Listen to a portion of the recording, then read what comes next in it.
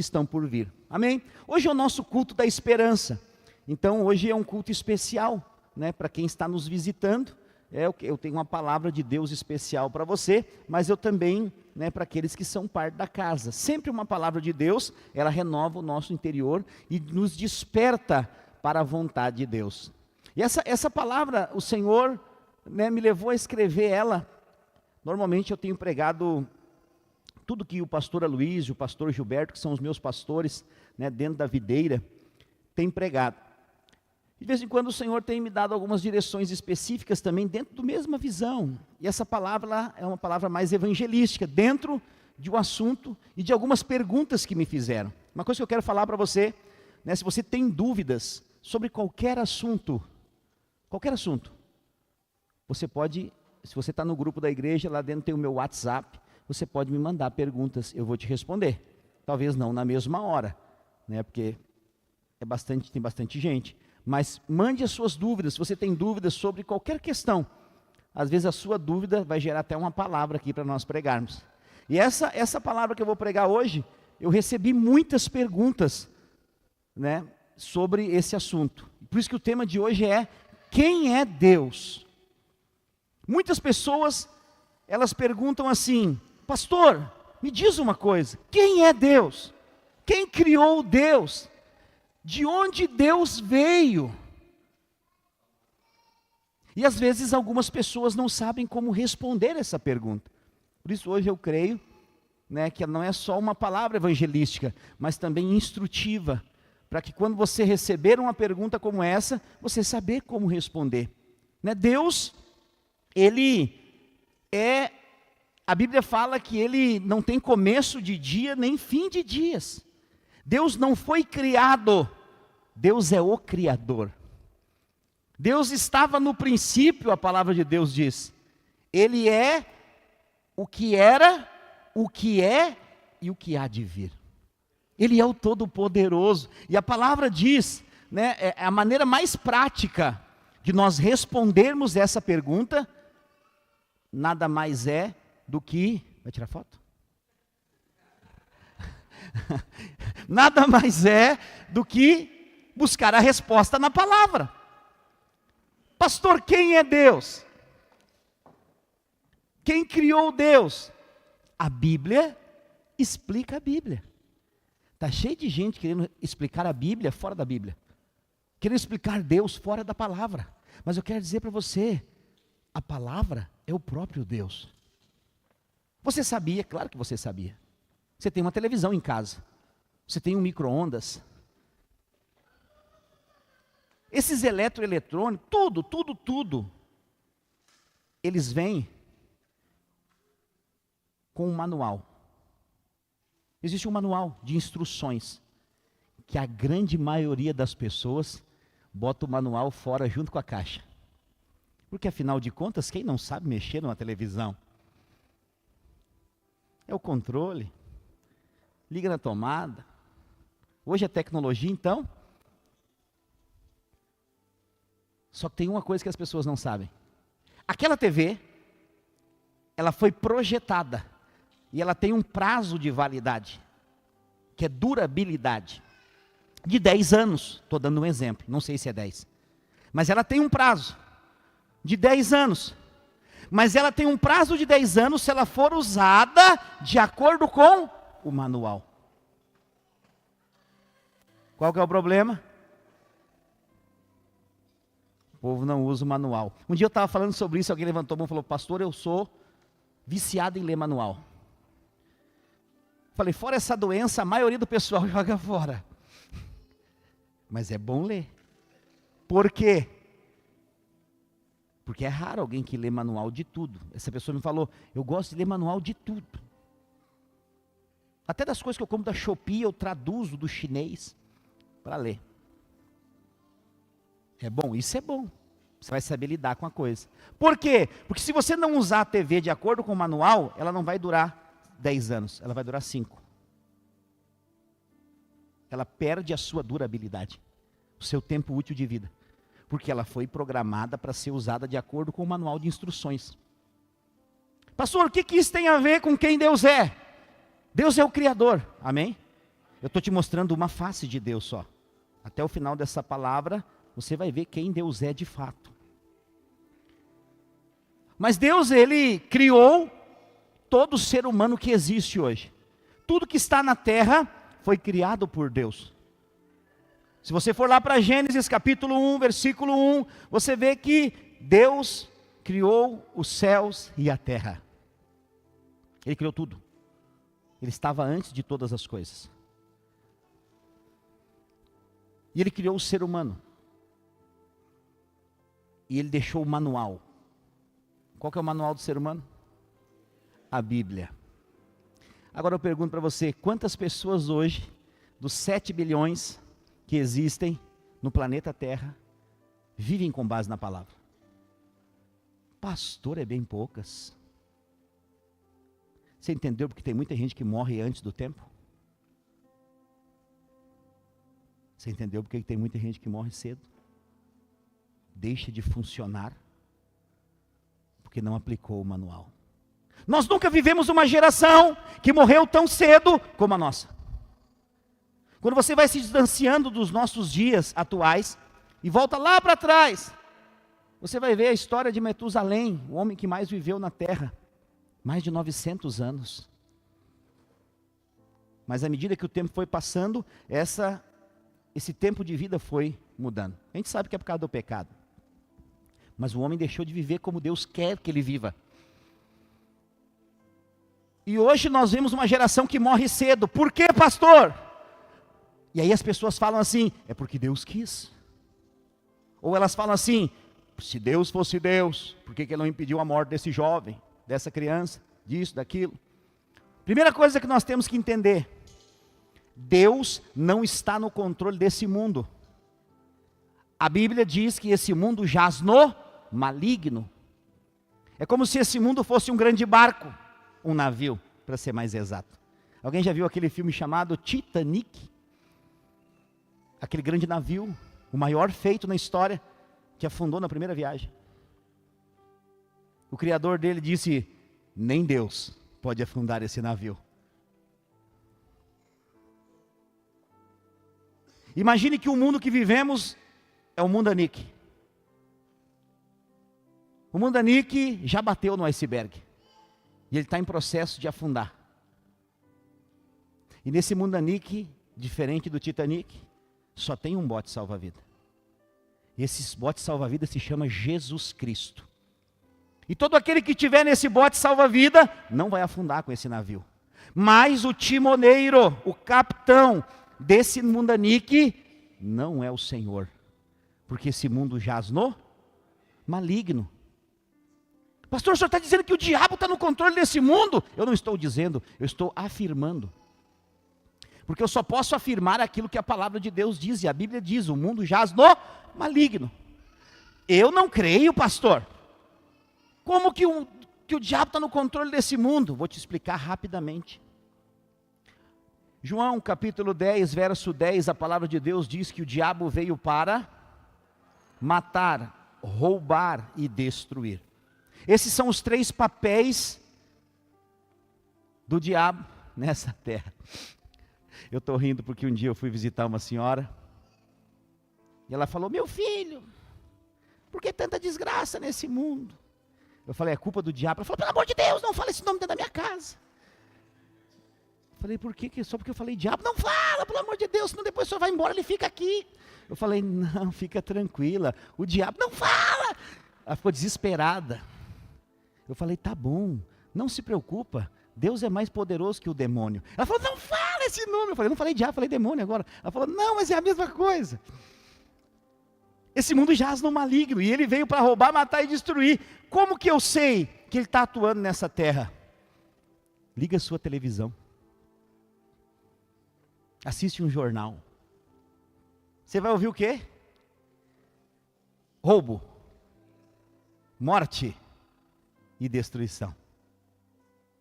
Essas 3 notícias, não tem notícia boa. Você já percebeu isso? Não tem notícia boa. Antigamente, eu chegava da escola, minha mãe assistia o Sérgio Zambiase. Alguém desse tempo? Levanta a mão aí, seu Paulo. Fica se fazendo, seus cabelos brancos te entregam. O cara corria sangue do rádio.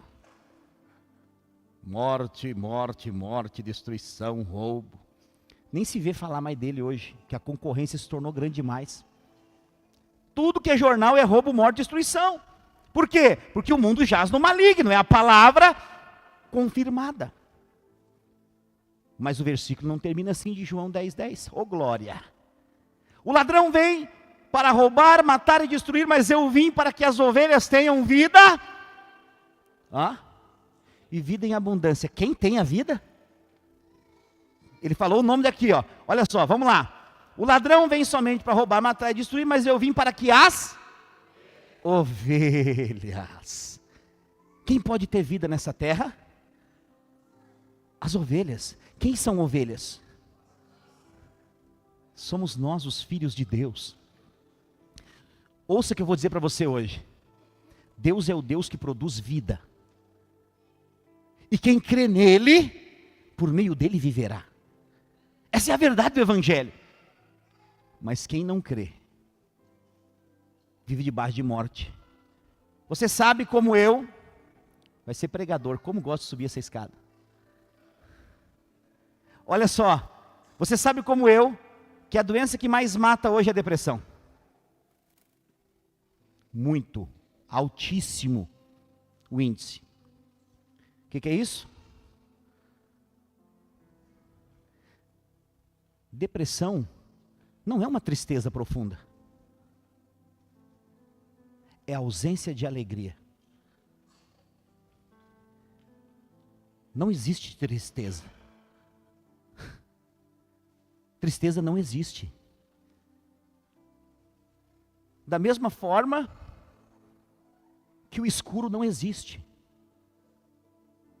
O escuro é a ausência de luz. Você está me entendendo? Não existe tristeza. A tristeza é uma mentira que o diabo inventa para que as pessoas não possam desfrutar de alegria. Porque quando você conhece a Cristo, quem são? As ovelhas experimentam vida e vida completa. Algumas versões da Bíblia falam vida em abundância. O que é vida em abundância?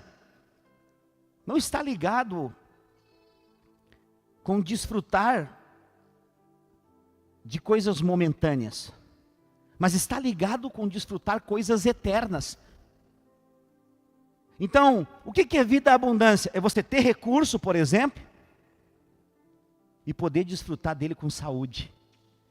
Você está entendendo? É você ter uma família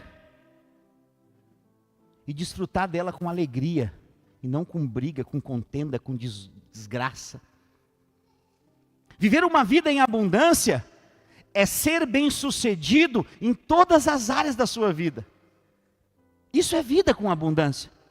Porque nós vivemos uma geração hoje que ou tem muito dinheiro, e tem gente que é tão pobre que a única coisa que ela tem é dinheiro. Mas não tem alegria, não tem paz. Mas quando você conhece a verdadeira alegria que é Jesus, Ele te dá tudo junto. Porque eu estou dizendo aqui, não para dizer para você que você não deve querer as coisas boas. Sim. O próprio Senhor diz, esse Deus que eu estou te apresentando hoje, se quiserdes e me ouvirdes, comereis o melhor dessa terra. O que tem que fazer, pastor? O que eu tenho que fazer? Qual que é a penitência? Só querer e ouvir. Se quiserdes e me ouvirdes, comereis o melhor dessa terra. E eu vou dizer para você, a chancela do favor de Deus, desse Deus amoroso, sobre a sua vida, é o favor. Quem tem favor, tem tudo. Então nós entendemos que favor é maior do que dinheiro. Entender quem Deus é olhar para a palavra.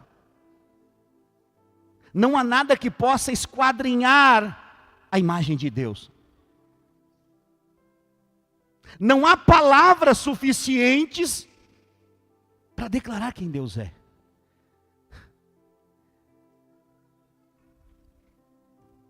A Bíblia fala em Isaías 44, versículo 6. Isaías 44.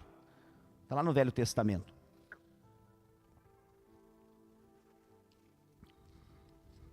Assim diz o Senhor, Rei de Israel, o seu Redentor, o Senhor dos Exércitos. Olha o que Deus vai dizer. Eu sou o primeiro e o último. Fora de mim não há Deus.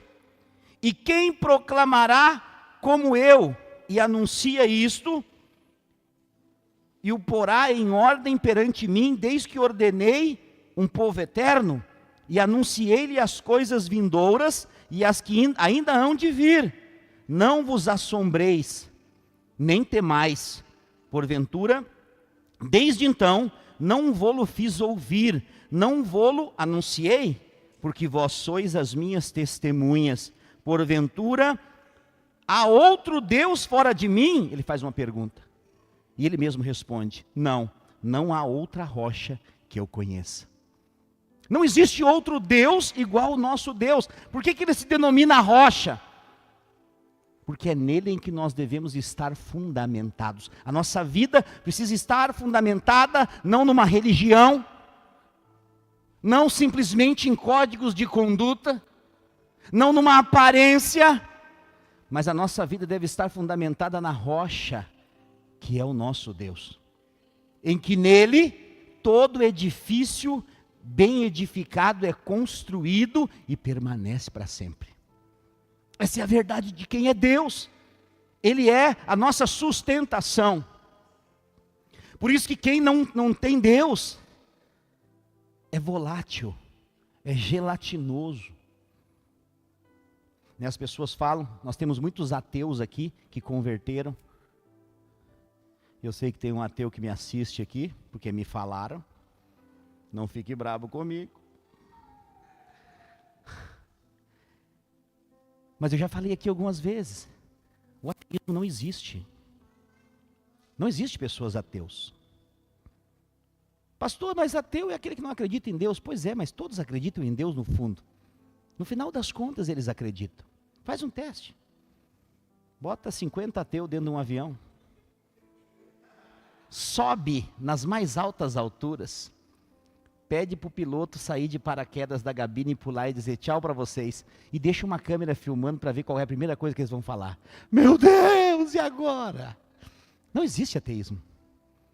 Existem pessoas que têm complexo porque de alguma coisa se frustraram com Deus. E basta às vezes se encontrar com alguém cheio do Espírito Santo que muda tudo.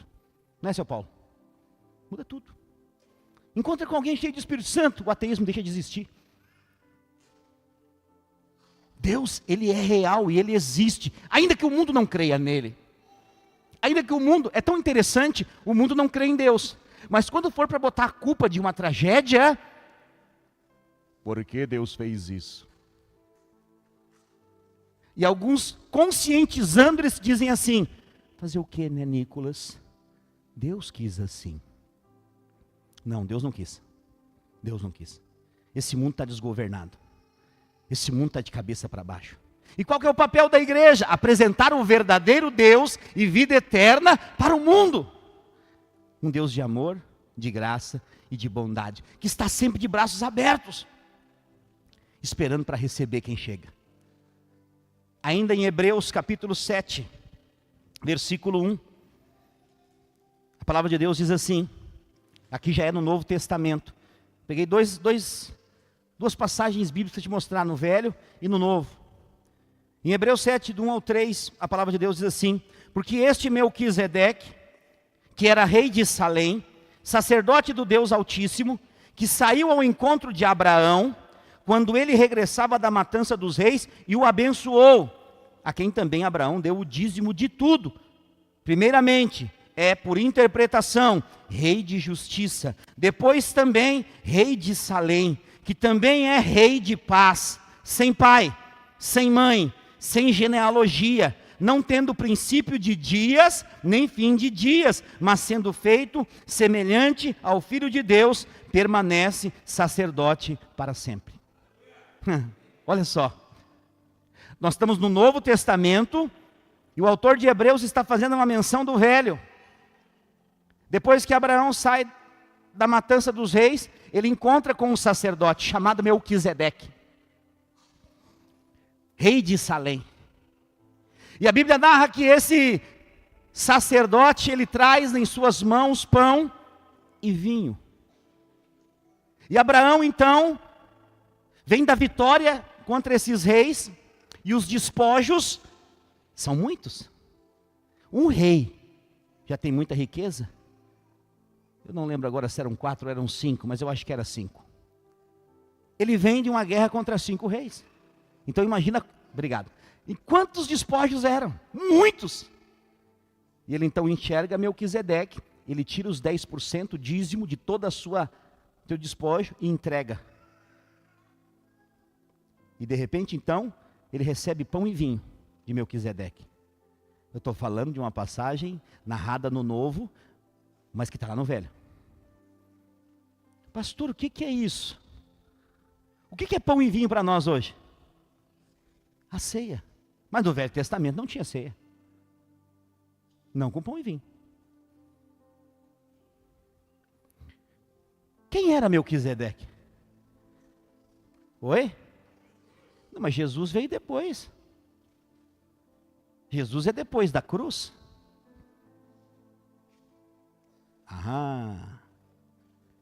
Existe algo que acontece no Velho Testamento, que se chama teofania. Pergunta para o irmão que está do seu lado, o quê? Responde para ele, teofania. Agora pergunta para ele, o que significa teofania, irmão? Fala para ele assim, é quando Jesus aparece no Velho Testamento. Então existem alguns momentos que Jesus aparece lá no Velho Testamento, e os teólogos chamam de teofania. Aqui, Melquisedeque é Jesus. Percebe qual que é a descrição de Melquisedeque? Ele não tem começo de dias, nem fim de dias. Não tem pai, não tem mãe, não tem genealogia. E é sacerdote para sempre. Só tem um que é sacerdote para sempre, é Jesus. Pastor, mas a pergunta é quem é Deus? Aí nós temos que ir para João, capítulo 1, versículo 1. No princípio era o verbo estava com Deus, e o verbo era Deus. Jesus é Deus. Deus é Melquisedeque. Pastor, e o pão e o vinho está dizendo o que então? Ouça. Quando você reconhece quem é o Senhor da sua vida, você entrega. Quando você entrega, Deus faz uma aliança com você. Deus fez uma aliança com Abraão. Qual que é a aliança de Deus com Abraão? Em ti, crente Abraão, serão benditas todas as famílias da terra. O que é ser bendito? É experimentar de vida em abundância. Esse dia eu fui questionado aqui. Pode questionar, não tem problema, não fico bravo. Pastor, o senhor falou que quem tem a bênção de Deus trabalha pouco e ganha muito. Eu não concordo, eu aprendi desde pequeno que tem que suar a camiseta, tem que trabalhar para ter a resposta do suor do seu rosto. Fiquei só ouvindo. Falei amém, concordo. Também já vivi nessa escravidão. 23 anos. Mas eu quero dizer que o que Deus tem é o que eu falei. Pastor, mas é para todo mundo. Não é. É só para quem crê. Entendeu o que eu estou dizendo? É só para quem crê. Porque quando eu falei isso, houve alguns questionamentos. Mas algumas pessoas vieram me testemunhar que na hora que eu falei, elas falaram, é isso que eu quero para a minha vida. E elas já estão me testemunhando. Pastor, tem tanto trabalho que eu botei um monte de gente para trabalhar, eu estou só administrando o negócio. Falei, é isso que Deus tem. É isso. Porque quem crê, recebe. E quem não tem, trabalha para quem crê. Meu Deus do céu.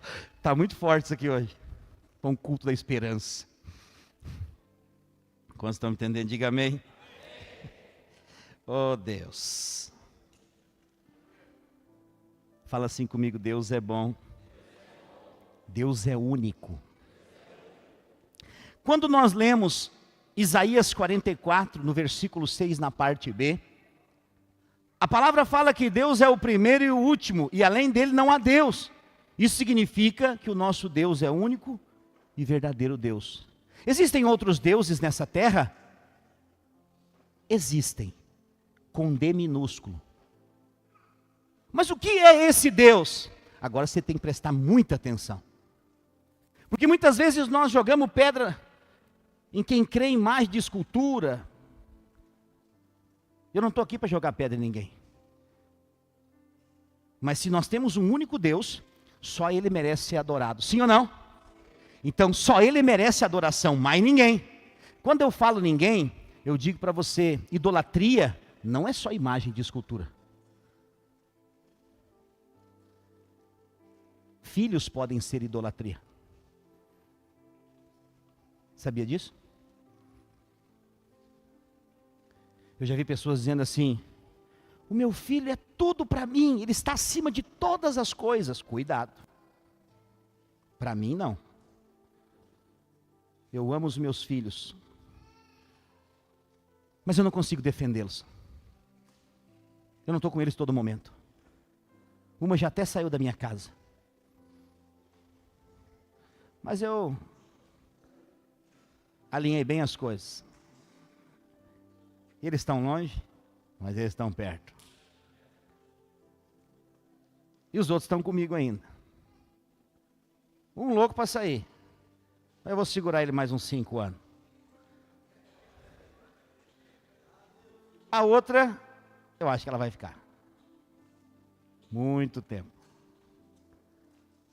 Normalmente o último vai ficando para ajudar a gente.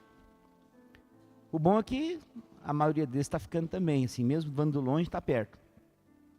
Mas por que eu estou te falando isso? Eles não estão na frente de Deus para mim. Nunca. Eles sabem disso. Amo eles de todo o meu coração. Eu dou a minha vida por eles, se preciso for. Se um dia algum deles precisar de um coração, e o meu for compatível, eu dou. Eu acho que todo pai e toda mãe faria isso. Mas eles não estão acima de Deus. Eu amo mais Deus do que todos eles. Entendeu o que eu estou dizendo?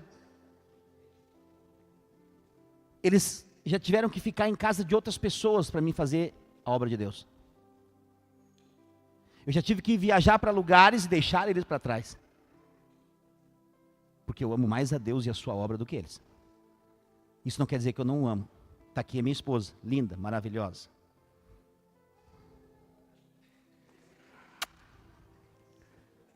Eu amo ela.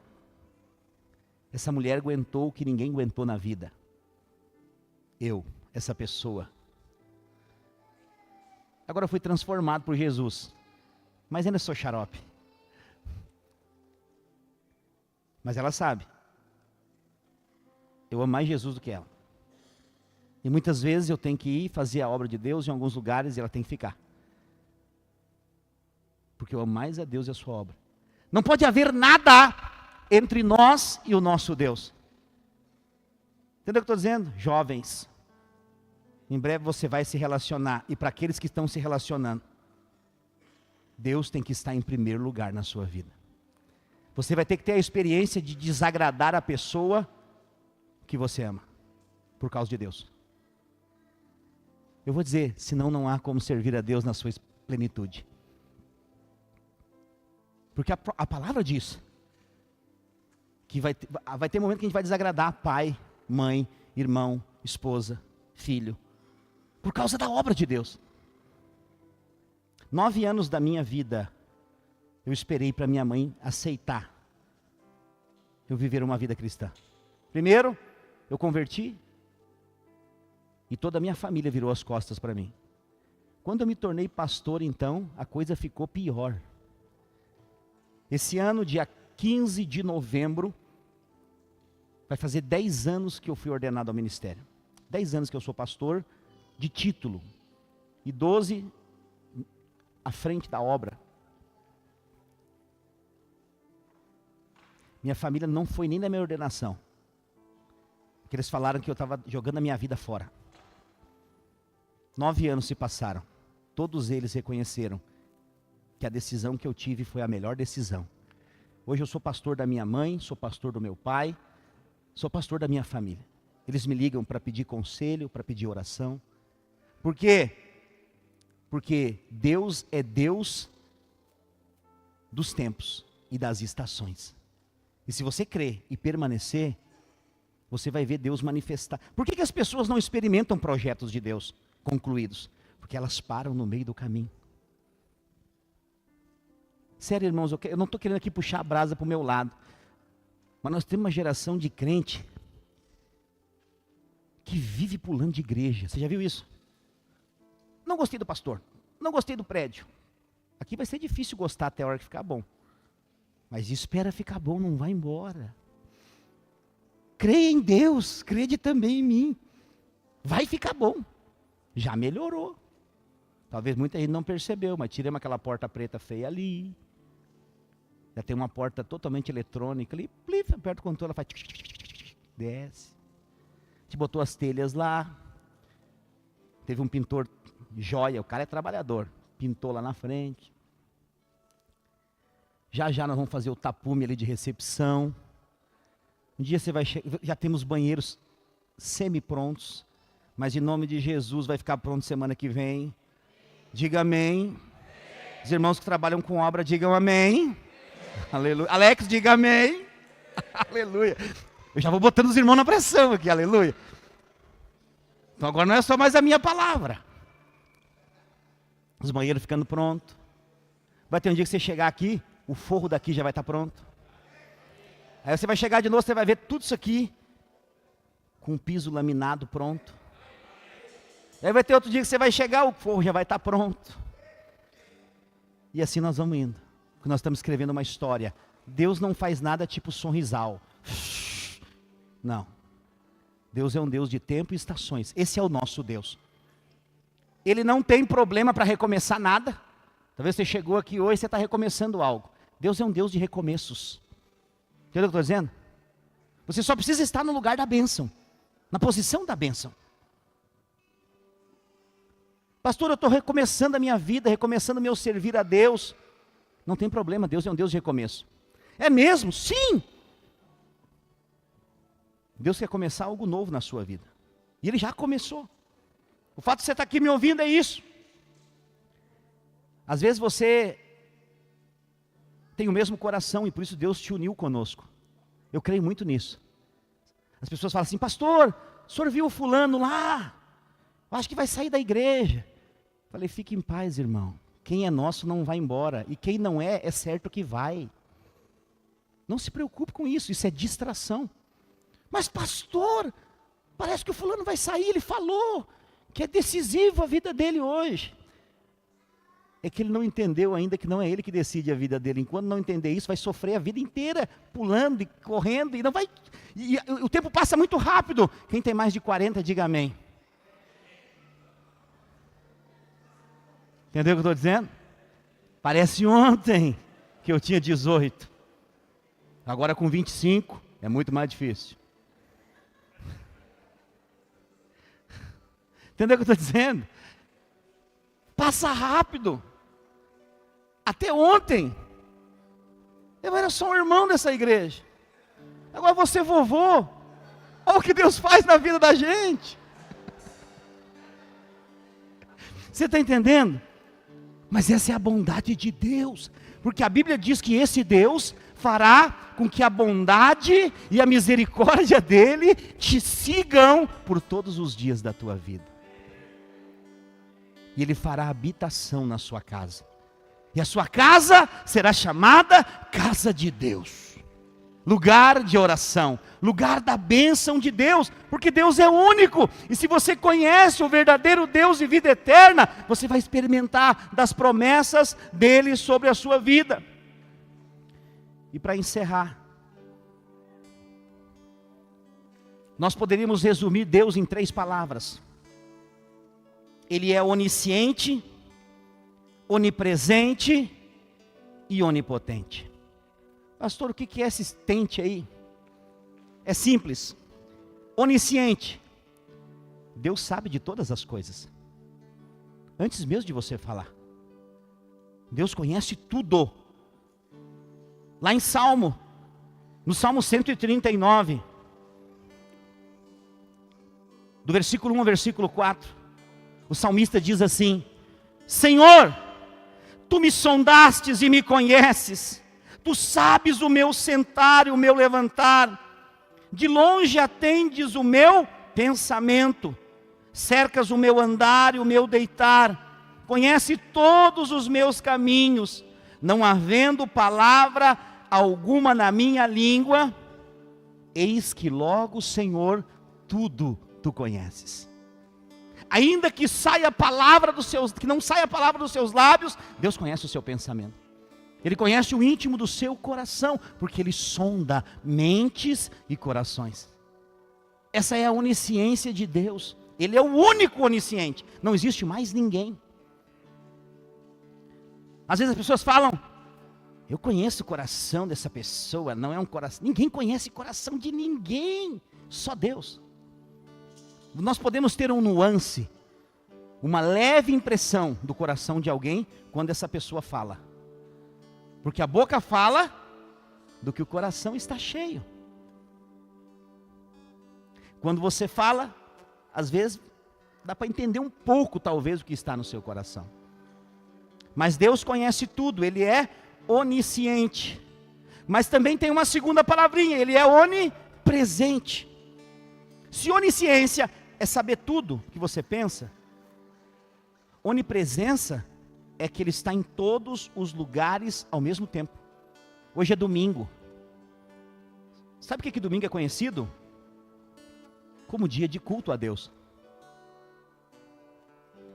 Em todos os lugares do mundo hoje, na videira de Hyderabad, na videira da Índia, na videira do Paquistão, está tendo culto agora.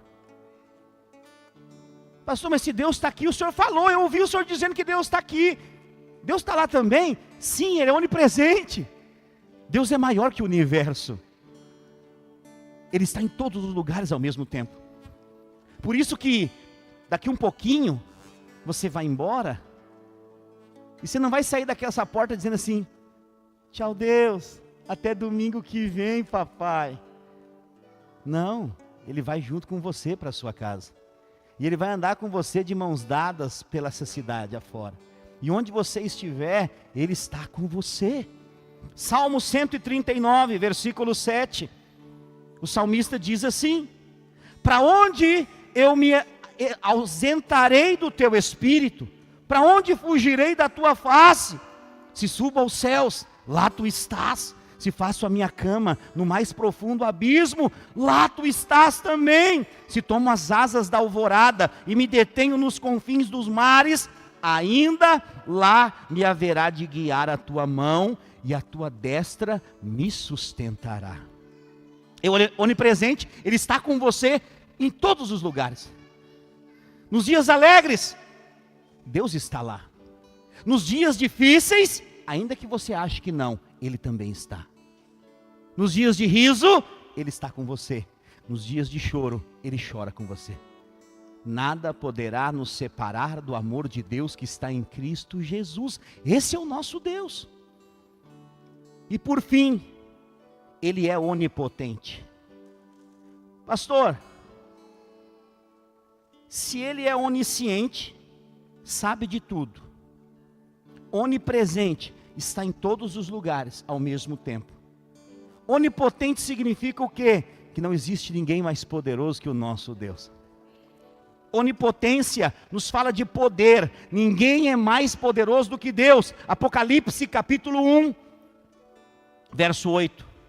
O próprio Jesus diz: eu sou o Alfa, o Ômega, o princípio e o fim, diz o Senhor, que é, que era e que há de vir. E Ele encerra dizendo: o Todo-Poderoso. Não existe ninguém mais poderoso que o nosso Deus. Mas o salmista também fala a respeito dessa onipotência. Salmo 91, versículo 1 e 2. Esse salmo é muito conhecido. Muito conhecido. Salmo 91. Normalmente ele está aberto em algum lugar cheio de poeira, porque traz bons fluidos. Não sei para quem. A Bíblia só tem poder se ela é alimento e se torna uma fonte a jorrar. Sabe o que eu estou fazendo aqui? Eu estou liberando a palavra sobre a sua vida. Quando ela cai em você, ela te encharca. Sabe o que vai acontecer depois? Quem chegar perto de você vai se molhar também. Teve batismo aqui ontem. Quem veio? Já viu como é que é? O povo sai todo molhado e vai abraçar todo mundo. Não tem como você fazer assim, ó, calma, calma, calma. Todo mundo acaba ficando molhado, sim ou não? A palavra é assim. Hoje a palavra está sendo liberada sobre você, você está sendo encharcado. Quando você sair daqui, pessoas que vão encontrar com você vão se molhar com essa palavra que você recebeu. É impossível não receber. O salmista fala assim: aquele que habita no esconderijo do Altíssimo, a sombra do Onipotente descansará. Direi do Senhor, Ele é o meu Deus, o meu refúgio, a minha fortaleza, nele confiarei. Ele é o único onipotente. Se Deus é todo poderoso, e Ele está em nós, não há nada que nós não possamos vencer. Por isso que a Bíblia diz que aquele que está em Cristo é mais do que vencedor. Esse é o nosso Deus.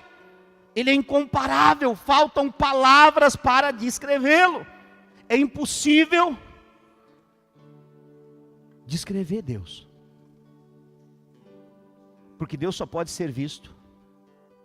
Fique de pé no seu lugar. Por meio da fé. Eu pergunto para você. Um ser humano consegue ver Deus? Não. Um ser humano consegue tocar em Deus como eu estou tocando nessa garrafa? Não. Por que, pastor? Vai chegar um dia que nós poderemos. Nós vamos receber um corpo glorificado igual o dele. Mas por enquanto não. Não podemos tocá-lo, não podemos vê-lo. Mas podemos senti-lo. Você está entendendo o que é sentir Deus? Eu estou aqui pregando o Evangelho. E às vezes tem algo que você não sabe, mas que parece que está prendendo a sua visão a mim.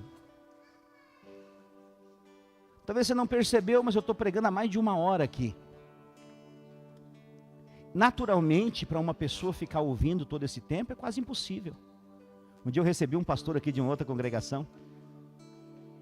Um parente dele converteu conosco e ele veio no culto. E eu percebi que tinha alguém que no culto, que é uma coisa que o pastor percebe, toda hora estava assim. Olhando. No final, não foi aqui nesse prédio, foi no outro. Eu desci como sempre. Ele falou para mim assim: tem uma pergunta para fazer? Falei, claro, a paz. Sou o pastor fulano de tal. Falei, o pastor me assistindo aqui? Eu falei, glória a Deus, seja bem-vindo. Eu preciso aprender uma coisa. Falei, o quê? Como faz para esse povo ficar focado o culto inteiro? Lá na minha igreja eu prego 20 minutos e o povo já está... Como é que faz? Falei, não sei. Falei, como que o senhor não sabe? Falei, nós pregamos o Evangelho. Só que a verdade atrai. Um dia,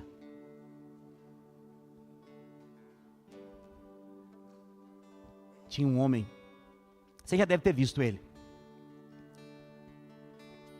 Ele para nos centros das cidades. Ele bota um arco de facas. Ele pega uma garrafa d'água, faz um círculo. Ele pega um saco e uma caixa. Ele fala, eu tenho uma sucuri aqui da Amazônia. Você já viu o Homem da Cobra? E ele fala assim, daqui a pouquinho eu vou pular por meio desse círculo, mas vou mostrar a sucuri que eu trouxe da Amazônia. Mas antes disso, pessoal, vamos chegar aqui, porque não pode ter muita gente. Então vamos chegando aqui, se a sucuri foge, é problema, é perigoso. E ele fala assim, mas antes disso, eu tenho umas pomadinhas aqui da Amazônia para vender. Óleo de peixe, de tubarão, que cura tudo que é coisa. E ele vende R$20. Aí um monte de gente compra. Aí ele fala, vamos lá agora, vou mostrar aqui a cobra, vamos lá. Está todo mundo preparado? Quer ver a sucuri primeiro ou eu pulo primeiro? A cobra. Mas antes aqui, eu gosto das pessoas. Eu não quero que ninguém aqui fique... Eu sei que tem algumas pessoas aqui que desejaram comprar, mas não tem dinheiro. Então eu faço por R$10. Quem comprou por 20 já ficou bravo com ele. E ele vende mais um monte de pomada. E vamos de novo agora. Mas eu não posso deixar assim. Quem quer comprar e não tem vontade, mas não tem muito dinheiro, faz por 5 agora. Aí o povo já foi embora, já chegou gente nova.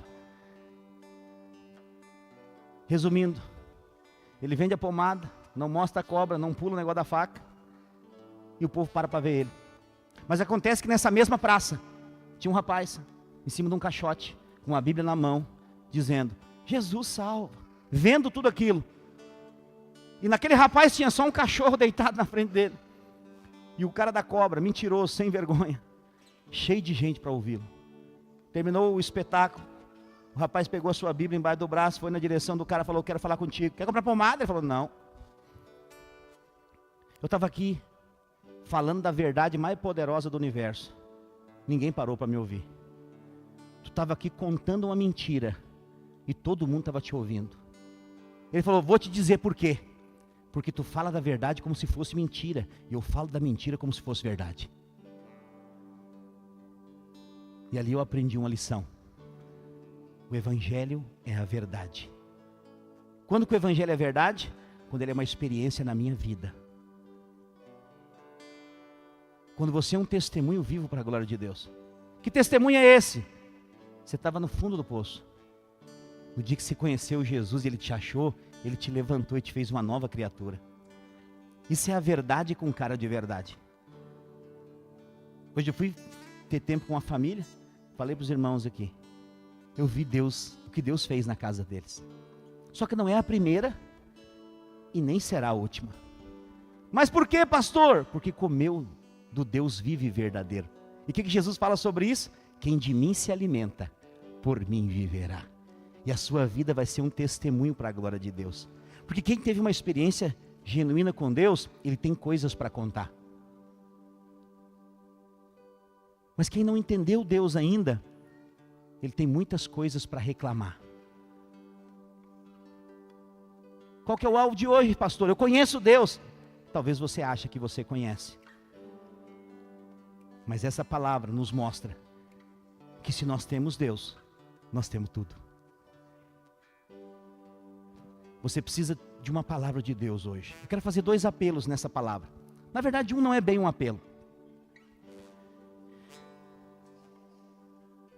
Se Deus é o Criador dos céus e da terra, e Ele enviou o seu Filho Jesus para morrer no nosso lugar, conhecer esse Deus é conhecer a salvação, amém?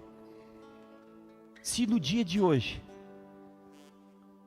ao ouvir essa mensagem, você sentiu algo no seu coração, e você quer entregar a sua vida para Jesus hoje, ouça, não estou convidando você para mudar de religião, para ter mais uma religião, até porque cristianismo não é uma religião. Mas debaixo da pregação do Evangelho, existe um posicionamento. Então se hoje você quer entregar a sua vida para Jesus, eu queria convidar você para sair do seu lugar e vir aqui na frente. Eu quero fazer uma oração com você. Pastor, eu sinto que o que o senhor está falando é de Deus. Eu quero entregar a minha vida para Jesus hoje. Sabe que a maior oportunidade de um ser humano é confessar Jesus. O que eu vou ter que fazer? Só dar um passo de fé. Sair do seu lugar, vir aqui na frente. Eu vou fazer uma oração de 1 minuto com você. Você vai voltar para o seu lugar. Você que está assistindo pela nossa live, você pode fazer aí na sua casa essa mesma oração que eu vou fazer. Então se você hoje quer entregar a sua vida para Jesus, esse é o primeiro apelo. Sai do seu lugar, vem aqui na frente. Eu quero orar com você. Pastor, eu não sei como fazer, como orar. Alguém pode me ajudar? Sim. Se você está nos visitando hoje e alguém te convidou, essa pessoa pode te ajudar a fazer essa oração. E eu vou ajudar também. Então, se você quer entregar a sua vida para Jesus, pode vir aqui na frente. Eu vou esperar alguns minutos e vou orar, porque também tem gente online que também talvez queira e eu não estou vendo. E nós vamos fazer esse momento de entrega. Porque esse momento é muito importante, é quando o seu nome é escrito no livro da vida. E você recebe, né, a posição de filho. É no dia que nós nos tornamos filhos de Deus. Amém? Então você que está conosco, pela online também, se você hoje quer entregar a sua vida para Jesus, apenas coloque a mão no seu coração e faça essa oração comigo assim: Senhor Jesus, nessa noite eu reconheço que Tu és o Filho de Deus, que me amou e se entregou por mim naquela cruz. Perdoa os meus pecados e escreve o meu nome no livro da vida. Eu sei que a partir de hoje, eu sou filho de Deus. Me ajuda a viver uma vida para Ti, em nome de Jesus. Amém? Se você fez essa oração pela primeira vez, saiba, o seu nome foi escrito no livro da vida e a sua eternidade foi mudada. Segunda coisa, nós temos 2 banners aqui. Nós estamos com o alvo de ganhar 7 pessoas por célula durante todo o ano. Isso vai fazer com que nós multipliquemos todas as nossas células. Ontem foi dia de batismo. E nós vamos colocar os nomes ali agora. Nós vamos celebrar, nós vamos dar glória a Deus por cada nome que for colocado ali. Porque ali são pessoas que foram consolidadas, estão sendo consolidadas, foram batizadas. Então os líderes que estão aqui, que você teve pessoas que batizaram, a Bárbara vai para ali agora. E ela vai colocar o nome diante da direção do líder, ok? Os líderes podem ir para ali também, para colocar os nomes. Nós vamos colocar os nomes, vamos orar e vamos encerrar aqui essa celebração. Bem rapidinho. Oi? A célula do centro, nós ficamos combinando de fazer uma, porque ela não existia quando o banner nasceu. A célula do centro, quem batizou, nós vamos fazer na semana que vem, cadê o William Pakovski? Ele vai cobrar o pessoal da secretaria para fazer a arte, para colocar ali, porque a célula do centro ela nasceu depois que a gente fez o banner. Então nós vamos colocar ela ali, semana que vem ela já vai estar ali, amém? Amém, se ele deu a palavra vai estar. E nós vamos colocar o nome do centro. Batizou? Uma? Sim. Foi é Júlia, né? Foi a Júlia que batizou. Então semana que vem nós vamos botar o nome dela na célula do centro e vamos profetizar que através dela vai vir muita gente. Em nome de Jesus. Amém? Coloque os nomes aí. Enquanto eles estão colocando o nome, erga suas mãos, eu quero te abençoar. Quero declarar que o amor do Pai, a graça do Filho, a comunhão do Espírito Santo esteja sobre a sua vida. Que você desfrute do favor de Deus. Que essa semana seja uma semana de bênção de Deus sobre a sua vida, de portas abertas. Que você possa experimentar os milagres de Deus por onde você passar, em nome de Jesus. Diga amém. Dê uma salva de palmas ao Senhor Jesus. Aleluia. Nós estamos encerrados, vamos colocar os nomes ali, mas estamos encerrados. Dê um abraço em pelo menos 3 irmãos, declare uma semana de vitória e até a próxima, que Deus continue te abençoando em nome de Jesus. Você que está conosco pelo nosso canal do YouTube, é bom ter você conosco aqui. Você possa ser um propagador da mensagem de Deus, compartilhando essa live através das suas redes sociais, dos seus grupos de amigos, e que você possa também deixar o seu like, não custa nada e nos ajuda, né, a propagar o nosso canal. E se você não é inscrito, se inscreva no nosso canal do YouTube, Videira Canoas, e nos ajude, né, a avançar com a palavra, com a pregação do Evangelho. Que Deus continue te abençoando. Tenha uma semana de vitória, em nome de Jesus.